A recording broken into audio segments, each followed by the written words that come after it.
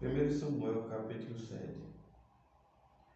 Então os homens de Quiriate-Jearim, cidade de Jearim, vieram para levar a arca do Senhor.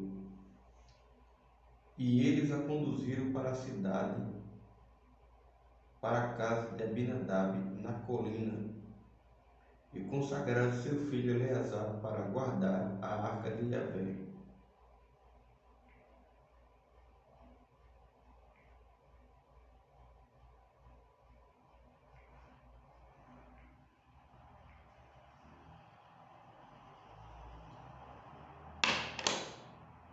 Desde o dia em que a arca do Senhor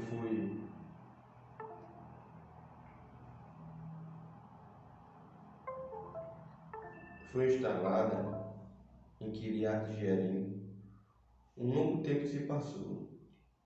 Foram 20 anos, e todo o povo de Israel clamava e buscava o Senhor por meio de súplicas. E aconteceu que Samuel declarou a toda a casa de Israel: se é de todo o vosso coração que desejais voltar-vos para Yahvé, tirai imediatamente do meio de vós os deuses pagãos, estrangeiros e todas as imagens da deusa Astarote.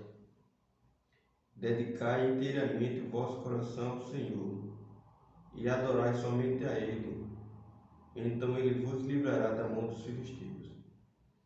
Em seguida, todos os israelitas jogaram fora suas várias imagens de Baal, Astarote e outros deuses e passaram a reverenciar exclusivamente a Deus, o Senhor.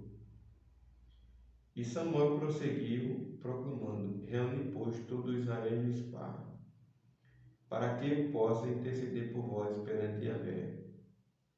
Reuniram-se em Mispá, tiraram água e derramaram diante do Senhor. Jejuaram naquele dia e confessaram: pecamos contra ti, Yahvé, o Senhor. E foi em Mispá que Samuel passou a julgar e governar todo o povo de Israel. Logo que os filisteus foram informados que os israelitas se haviam reunido em assembleia em Mispá, os príncipes líderes do povo de filisteu subiram com o objetivo de atacar Israel. Sabendo disso, os filhos de Israel sentiram grande medo dos soldados filisteus. Correram para Samuel e lhe rogaram: não cesse de invocar o nome de Yahvé, nosso Deus, para que ele nos salve das mãos dos filisteus. Então Samuel tomou um cordeirinho, ainda não desmamado, e o ofereceu inteiro como holocausto ao Senhor, pelo povo de Israel. E Yahvé ouviu e respondeu sua oração. Enquanto Samuel estava queimando completamente o sacrifício que oferecia a Deus, os filisteus atacaram Israel. Mas naquele dia, porém, o Senhor trovejou com fortíssimo estrondo contra o exército filisteu. Colocou todos os soldados em pânico e foram derrotados por Israel. As forças militares de Israel saíram de Mispá e perseguiram os filisteus até uma certa região localizada abaixo de Betcar, exterminando-os pelo caminho. Então Samuel mandou que uma pedra fosse erguida entre Mispá e Sem, e deu o nome de Ebenezer, que significa rocha do socorro, querendo dizer: até aqui nos ajudou o Senhor. Deste modo, os filisteus foram derrotados, e o Senhor Deus não permitiu que eles invadissem as terras de Israel durante todo o tempo em que Samuel viveu. As cidades que os filisteus tinham conquistado foram devolvidas ao povo de Israel, desde Ecrom até Gade. Israel conseguiu também libertar todos os territórios vizinhos, as estradas grandes cidades do poder dos filisteus. E se estabeleceu a paz entre Israel e os amorreus. Samuel continuou julgando e liderando Israel todos os dias de sua vida. Cada ano ele visitava Betel, Gilgal e Mispá, decidindo sobre as importantes questões de Israel em todos esses lugares. Mas sempre retornava a Ramá, onde estava sua residência. Dali ele governava a sua cidade e toda a nação de Israel como juiz e líder. E foi em Ramá que Samuel construiu um altar em honra ao nome de Yahvé, o Senhor. Samuel capítulo 8. Quando Samuel ficou idoso, nomeou seus filhos como juízes e líderes de Israel. O primogênito chamava-se Joel e o segundo filho Abias. Eles foram líderes em Berseba. Entretanto, os filhos de Samuel não seguiram o seu exemplo. Ao contrário, deixaram-se conduzir e orientar-se pela ganância, aceitaram o suborno e perverteram a lei e o direito.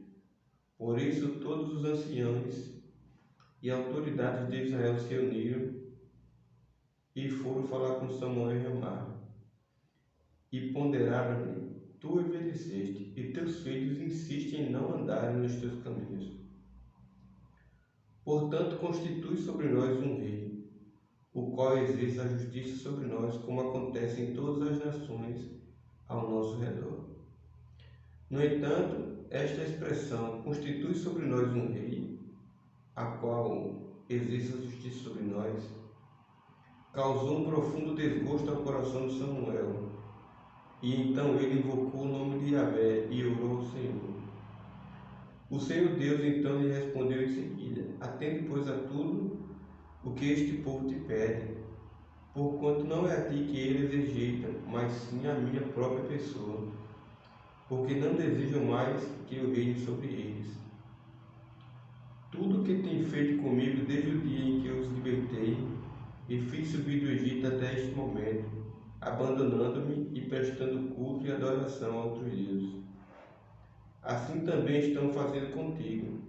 Agora, portanto, atende ao que eles pleiteiam. Contudo, solenemente lembra-lhes e explica-lhes todos os direitos do rei que reinará sobre eles. Samuel comunicou todas as palavras do Senhor ao povo, que lhe rogava por um rei. Ele declarou: Este é o direito do rei, que reinará sobre vós.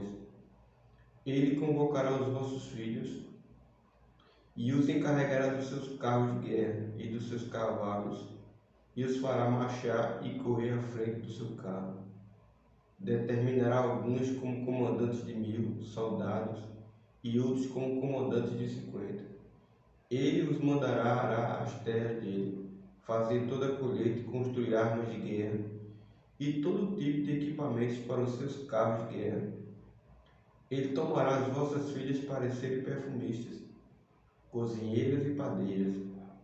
Tomará igualmente vossos campos, as vossas vinhas, os vossos melhores olivais, e os dará aos seus oficiais. Das vossas culturas e das vossas vinhas, ele cobrará o dízimo, que destinará aos seus oficiais, criados, eunucos e serviçais. Os melhores entre os vossos servos e as vossas servas, os jovens, o gado e os jumentos serão todos tomados, conforme a sua vontade para o seu uso particular.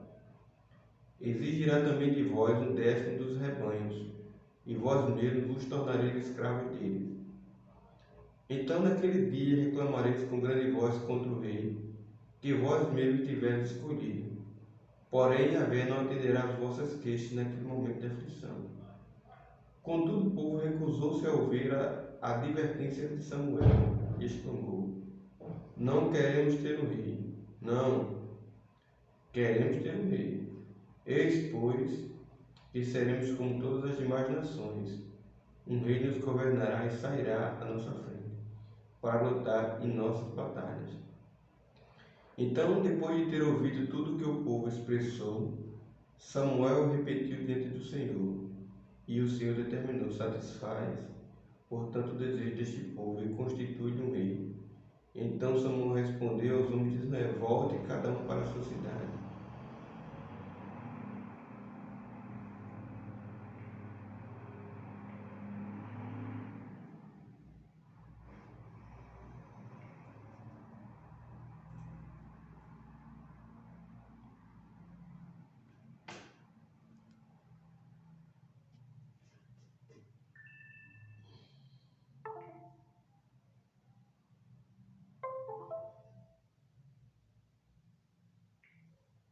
Salmo 123.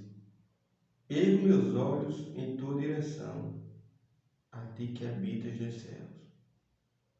Como os olhos dos céus estão atentos à mão dos seus senhores, e os olhos da criada à mão de sua senhora, assim nossos olhos estão voltados para o Senhor nosso Deus, até que Ele expresse sua misericórdia para conosco. Piedade, Senhor, tem compaixão de nós, porquanto estamos cansados de tanto desprezo. Estamos fartos de tanta zombaria dos soberbos e da humilhação dos arrogantes.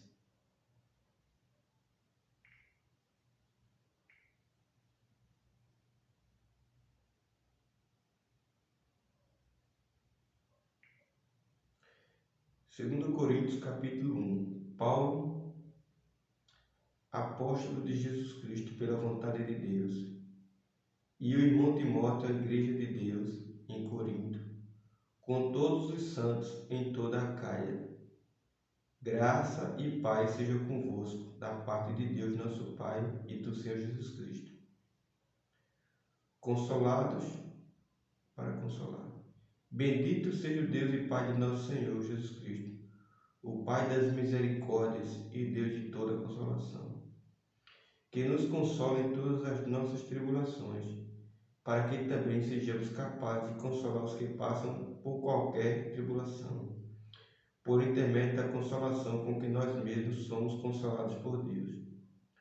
Portanto, da mesma maneira como os sofrimentos de Cristo transbordam sobre nós, igualmente por meio de Cristo transborda a nossa consolação. Ora, se somos atribulados, é para a vossa consolação e salvação. Se somos consolados, é, pois, para a vossa consolação, a qual vos proporciona perseverança, a fim de que suporteis as mesmas aflições que nós também estamos passando. E a nossa esperança a vosso respeito está firme, visto que sabemos que sois participantes dos sofrimentos e de igual forma o sereis da consolação. Irmãos, não desejamos que desconheçais as tribulações que atravessamos na província da Ásia, as quais foram muito acima da nossa capacidade de suportar, de tal maneira que chegamos a perder a esperança da própria vida. De fato, já tínhamos sobre nós a sentença de morte, para que não confiássemos em nós mesmos, mas somente em Deus, que ressuscita os mortos. Ele nos livrou e seguirá nos livrando de tão horrível perigo de morte. É nele que depositamos toda a nossa fé, que continuará nos livrando, contando também com a ajuda das vossas orações por nós, para que, pelo favor que nos foi concedido pela intercessão de muitos, da mesma forma por muitos sejam oferecidas ações de graça a nosso respeito.